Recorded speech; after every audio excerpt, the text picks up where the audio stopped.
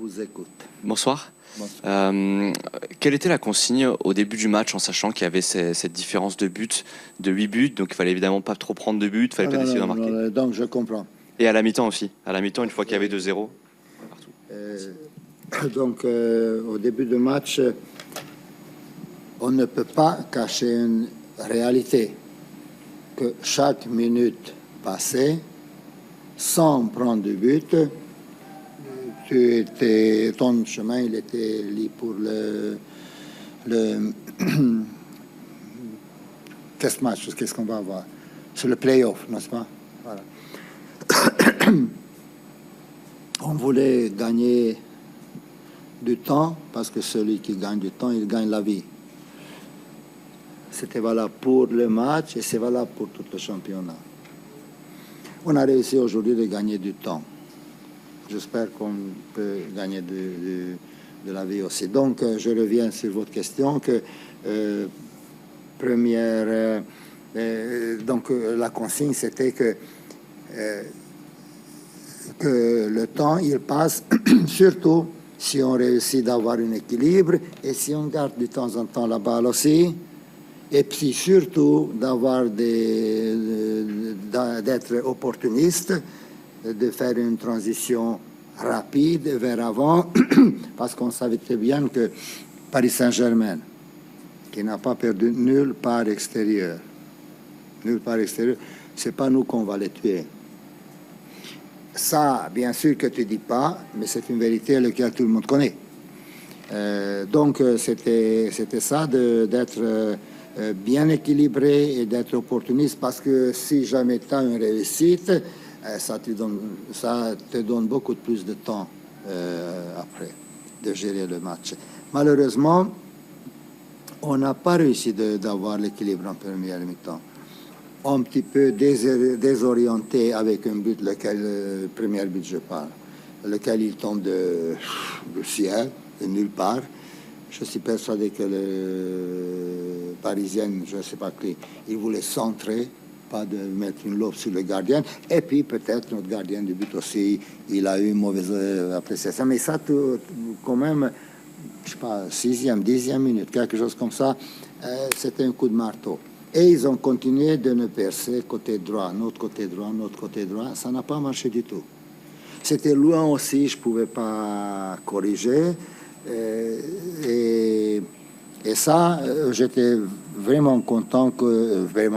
J'étais heureux, soulagé quand on est arrivé à la mi-temps pour régler quelque chose, lequel je crois que, parce que vous me demandez quelle était la consigne c'était que stop, on se concentre sur l'équilibre et on continue de penser pour une transition rapide ou pour une contre-attaque ou quelque chose comme ça. Parce que moralement, les autres, ils étaient au-dessus de nous. Bien sûr qu'on a parlé de résultats lequel était à Lorient, aux joueurs.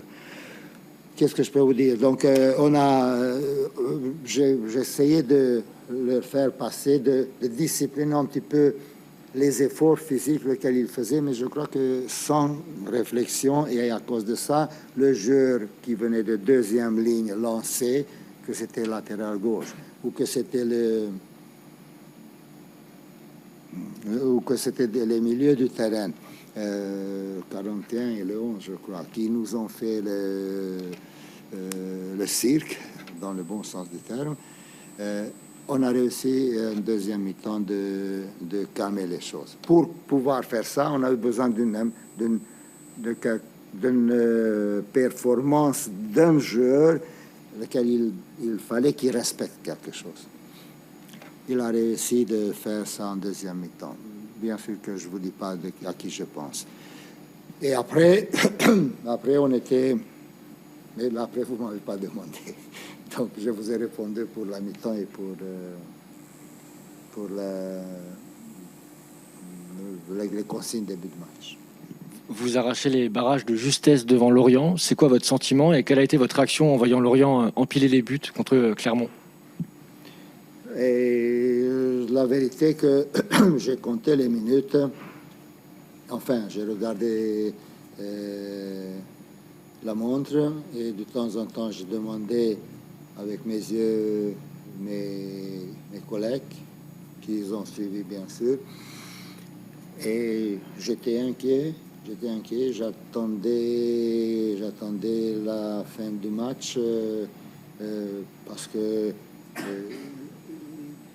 d'une certaine manière, vous savez, et c'est ce que j'ai dit dans le vestiaire après le match, que c'est pas normal de vous féliciter après un match perdu.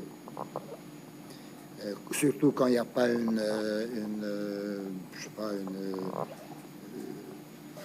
match de coupe international, quand tu peux être éliminé